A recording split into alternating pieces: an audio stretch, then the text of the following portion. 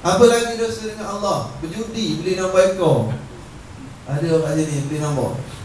Satu nombor besar, satu nombor kecil. Pantang duit dapat pergi beli nombor dulu. Pantang jumpa kereta accident tu, berhenti. Bukan tolong, ambil nombor plate.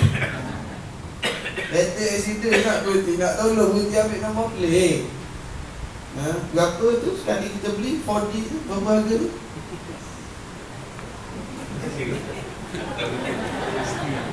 Nasib baik tak jawab. Saya pernah kat satu masjid, ceramah dalam masjid. Saya tanya, berapa harga nombor ekor tu? Tok Bila jawab. Alah, kata Tok Bila tahu ke? Kawan saya selalu bilang. Oh my God. Allah Akbar. Ada lagi tai judi. Tak saya untuk bisnes ni tak boleh modal, tak cukup-cukup. Tak ingat dapat 30,000 sekali boleh pergi umrah tak? Allah, jangan. Tak berkat. Yang jenis beli nombor ni daripada zaman bujang sampai anak 5 beli nombor. Tak kaya-kaya pun. Itu dosa dengan Allah. Itu dosa dengan Allah. Kita berhenti, kita benci, kita azam tak nak buat, insya-Allah Allah Ta'ala terima taubat kita. Yang masalah dalam hati kita ni dosa dengan manusia. Dosa dengan manusia ni kita nak taubat, benci, menyesal macam mana pun tak settle. Lagi mana kita tak cari manusia itu selesaikan. Allah. Sekarang kita cuba tengok satu persatu yang 5. Yang pertama dosa apa tadi? Maki hamun orang. Selalunya siapa maki siapa? Dia selalunya dalam bab maki hamun ni, orang pangkat besar maki orang bawah. Tak maaf lah saya sebut. Bos maki kaki tangan. Aku CEO, aku manager, aku owner. Ni bisnes aku bayar gaji kat kau. Kita maki orang bawah. Tolong. Kita maki orang. Dah ustaz, dia makan gaji dengan saya 5 tahun dah saya dah bagi duit tiap-tiap bulan. Iyalah, duit untuk buat kerja, bukan untuk maki hamun. Lainlah kita cakap kat dia, gaji kamu 2,000, kemudian tambah 500 bahagian maki hamun. Kita pun bayar dia 2,500. Dia setuju. 2,000 bahagian buat kerja, 500 bahagian tanah telinga. Dia jual. Okey ya. Masalahnya kita bagi 2,000 untuk dia buat kerja. Dah tak ni lembab sangat buat kerja. Tak susun barang tak betul, layan pelanggan teruk, pelanggan lari. Jangan bagi hamun, potong lawan dia. Jangan naik gaji. Nak marah, boleh marah, tapi jangan maki hamun. Maki hamun ni, kita maki dia kat kedai, maki dia, ya tuan, dalam hati, celaka tuan. Tunggulah akhirat nanti, kau bayarlah dengan pahala kau. Maki hamun. Oh ya. Orang perempuan maki hamun kat bibi kat rumah. Maki hamun, ya bu, maaf bu. Kita pergi ke kedai tinggal rumah, anak kita jadi mangsa. Ustaz tak tahu bibi saya sapu sampah letak bawah kapek. Ustaz tak tahu semua pinggan mangkuk saya tak cukup set dah sekarang tak. Baru beli vintage, dah pecah dah satu kan. Potong allowance dia, tapi jangan maki hamun. Nak marah, nak beleteh boleh, tapi jangan maki hamun. Yang kena maki selalunya dia tak jawab. Dia tak boleh nak jawab sebab dia orang lagi bawah.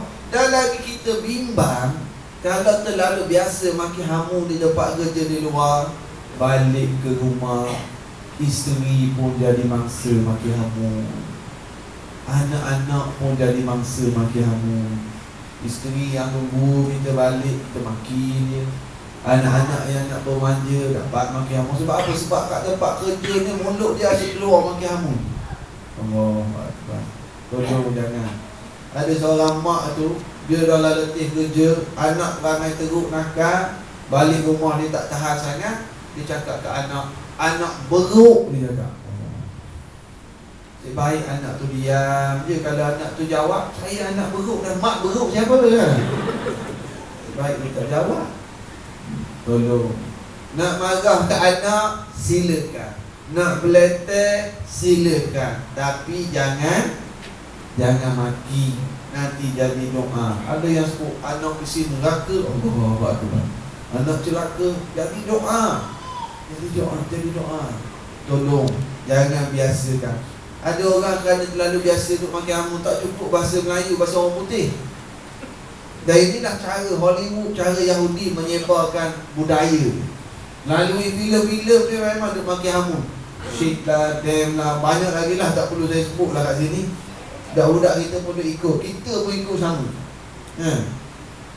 Cuma yang saya heran, orang yang suka makan hamun, kalau masuk bulan Ramadan, dia boleh kawal makan hamun. Masuk dalam puasa dia boleh kawal. Dalam jam macam mana politik, macam mana orang potong queue. Puasa. Tak habis. Dia dia masuk dia bulan Syawal, celaka dia kata. Allah, macam mana kita nak apply sebulan Ramadan ni dalam 11 bulan seterusnya. Tapi bila dah makin hamun duduk kat mulut. Pernah sekali ketika Nabi Muhammad sallallahu alaihi wasallam duduk dengan isterinya Ummul Mukminin Aisyah radhiyallahu anha. Duduk dengan Aisyah, ada orang Yahudi lalu. Yahudi tu cakap Assalamualaikum. Apa makna Assalamualaikum? Celaka kat atas kamu. Jadi Aisyah dia orang muda, umur dia belasan tahun. Rasulullah wafat umur Aisyah 17 tahun lebih. Jadi dia dalam panas kan. Bila orang cakap Assalamualaikum, celaka ke atas kamu, Aisyah pun tu jawab Waalaikumsalam, celaka juga ke atas kamu. Ketika itu Nabi Muhammad sallallahu alaihi wasallam, seorang suami misali, tegur, nasihat isteri. Jangan balas dengan maki hamun, jangan jadi macam dia, cakap maki hamun. Rasulullah tegur. Rasulullah kata, Cah lah kan, Cah. Dia cakap Assalamualaikum, jangan jawab macam tu. Cah jawab dia lah. Ini kaedah. Kalau ada orang bukan Islam bagi salam kat kita, nak jawab macam mana?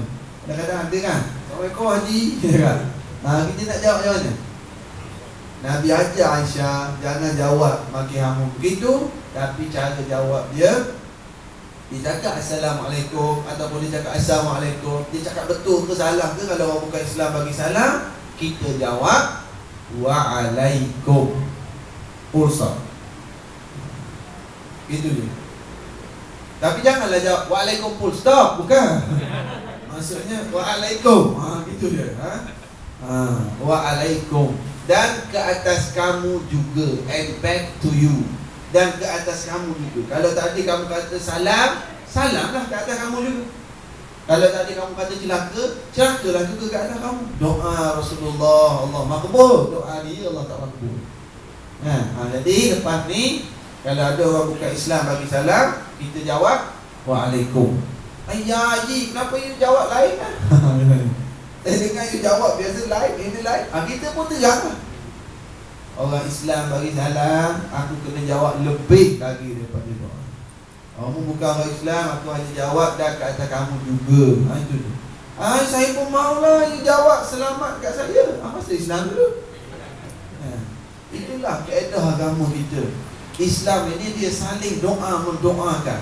Bab beri salam ni kita biasakan masuk kedai. Assalamualaikum. Kita bos ke, kita bagi salam kat pekerja. Isteri ada kat dalam kedai bagi salam.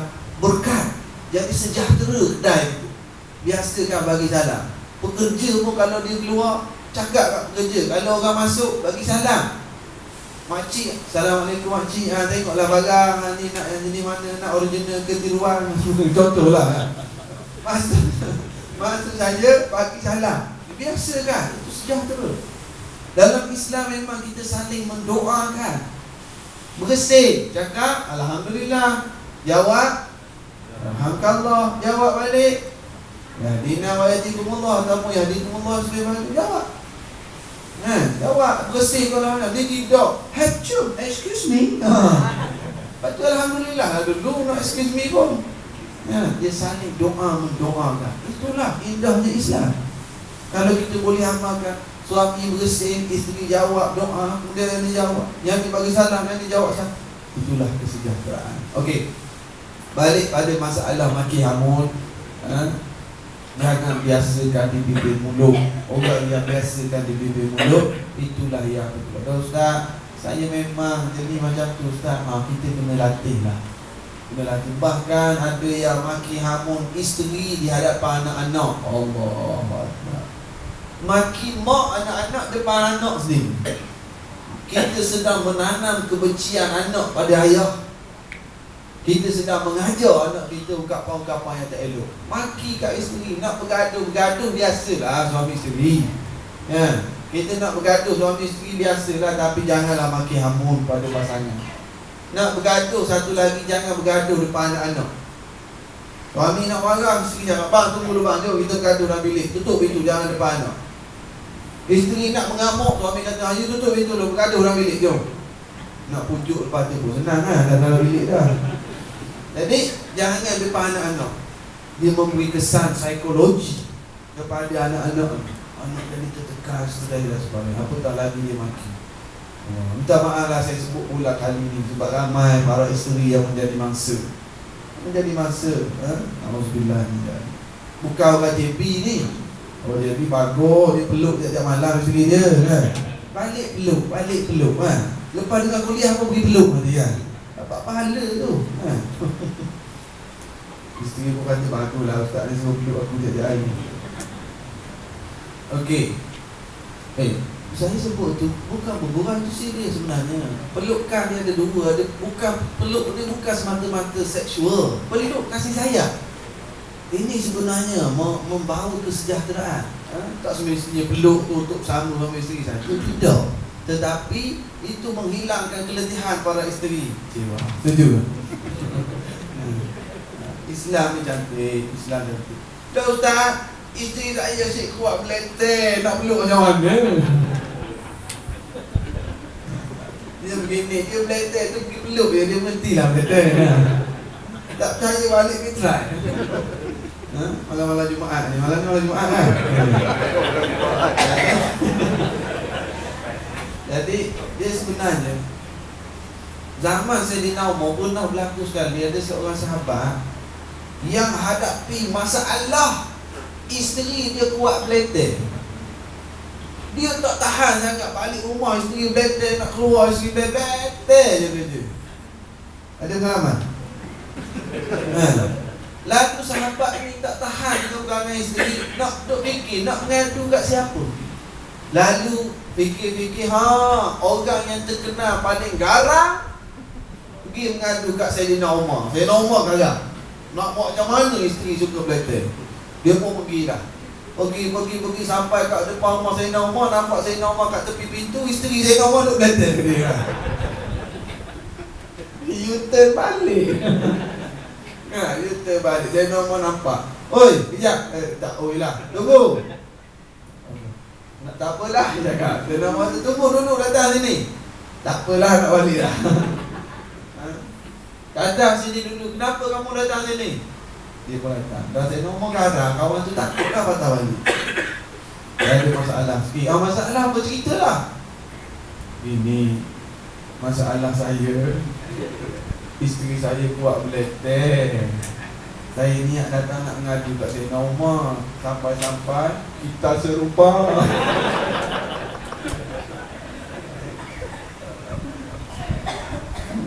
Kadang-kadang ada penceramah yang dia cerita habis kat sini.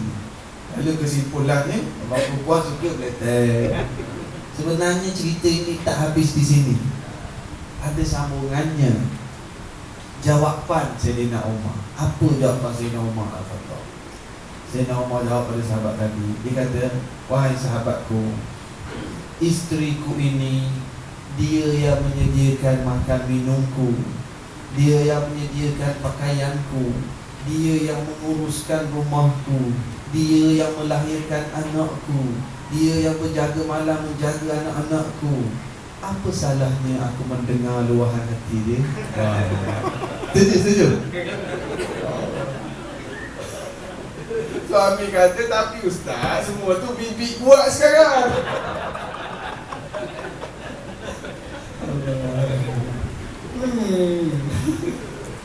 Isteri kata, ustaz, saya nak jadi macam saya. Ada kata saya nak jadi macam Khadijah macam mana, suami tak jadi macam Muhammad. Yang suami cakap saya nak jadi Muhammad, macam mana isteri tak jadi Khadijah? Lepas tu bila nak selesai tu? Allahu Akbar. Tak pernah tu jauh dari belakang ni. Balik pada masalah tadi. Yang pertama, masalah maki hamun. Yang kedua, yang menjadikan seseorang itu muflis. Dosa yang kedua disebut apa yang kedua? Memfitnah orang. Allahu Akbar. Fitnah. Dalam hadis ni dia sebut bahasa Arabnya qadha. Qadha fahadha qadha.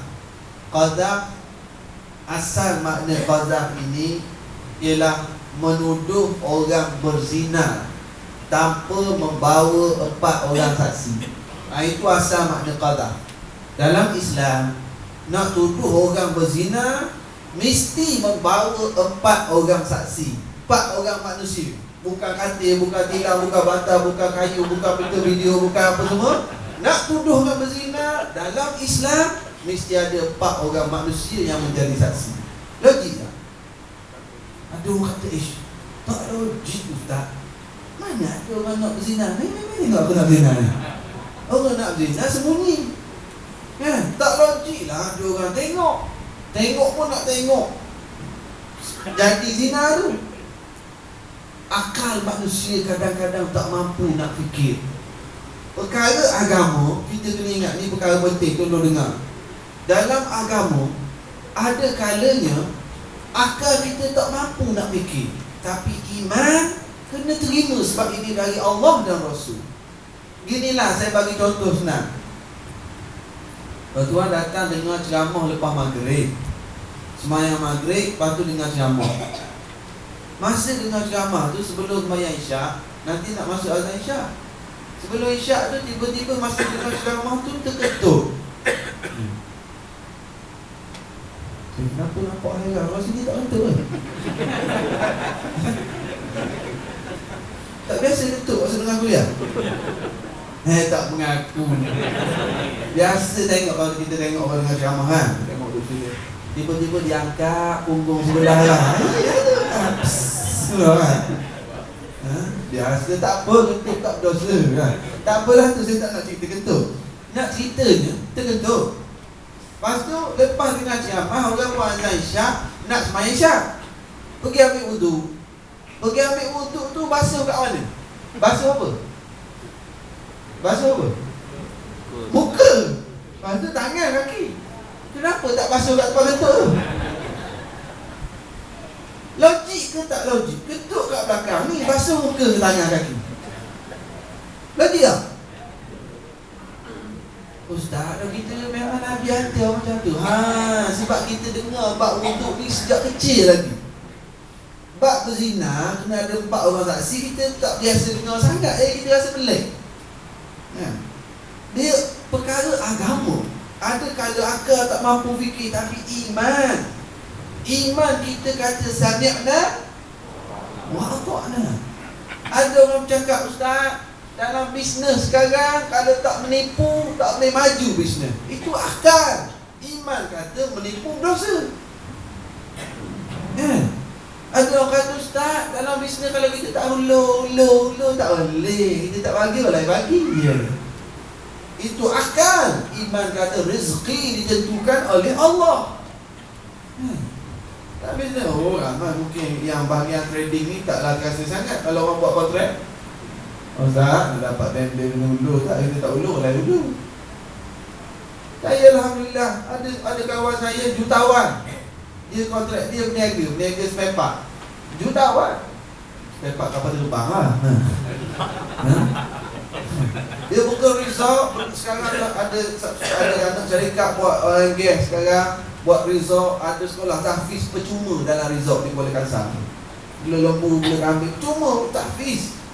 Allah Ta'ala bagi rezeki. Dia kata dalam bisnes semua on table. Nak commission pun semua, ada taking letter apa semua clear. Tak nak commission bawah meja. Jadi jutawan. Akal kata Meniaga kalau tak tipu, tak rasuah, tak boleh meniaga. Akan iman kata, aku nak rezeki yang bersih. Allah dah tentukan. Kalau Allah tak tentu untuk aku, tak jadi hak aku. Kalau Allah kata dia rezeki aku, tak akan sampai ke aku. Itu iman. Jadi balik pada masalah qadhaf tadi. Dalam hadis ni sebut qadhaf, tuduh orang berzina, tuduh berzina. Tetapi maksudnya lebih luas dalam konteks isu muflis akhirat. Maksudnya lebih luas, apa saja bentuk fitnah.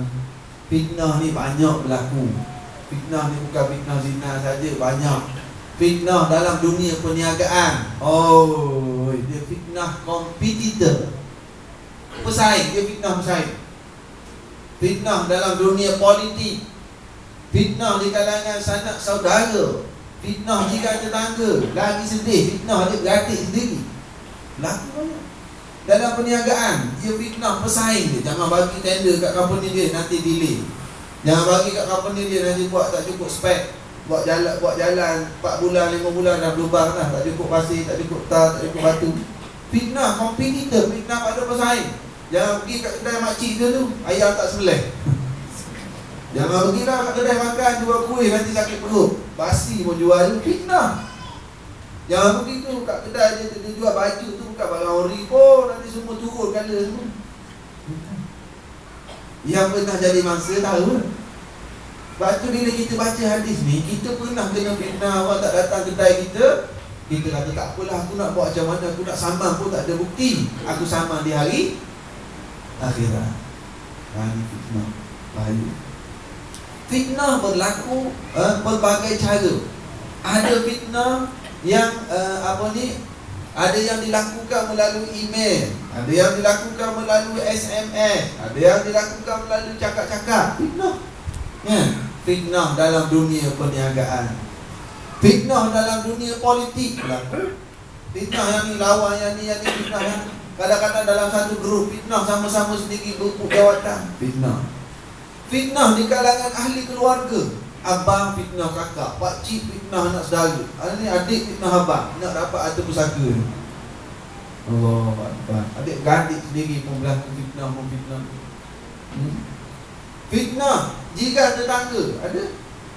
Jika anak jika dapat 5A PSR, anak dia 5C. Ujian saya tu kan soalan bocor.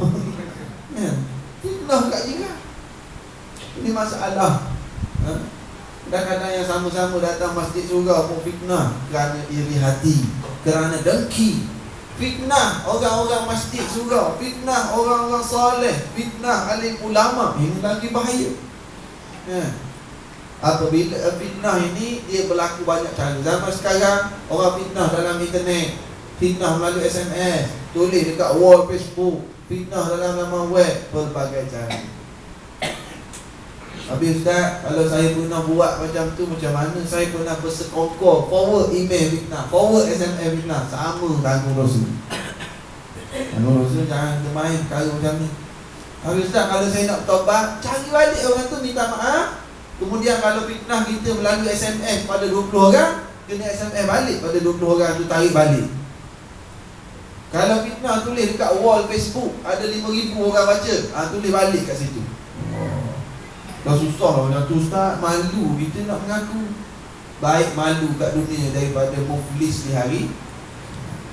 Ini fitnah. Orang yang pernah jadi mangsa fitnah, dia nak berniaga kena fitnah. Dia hidup dalam keluarga sampai bercerai berai, suami isteri kena fitnah. Dia tahulah betapa pedihnya fitnah ini. Dan dia jadi mangsa, dia kata aku tak boleh nak buat apa dah kat dunia, aku tunggu akhirat je lah, aku saman kamu. Dan kamu bayarlah aku dengan Kemudian 2. Yang ketiga, apa yang ketiga?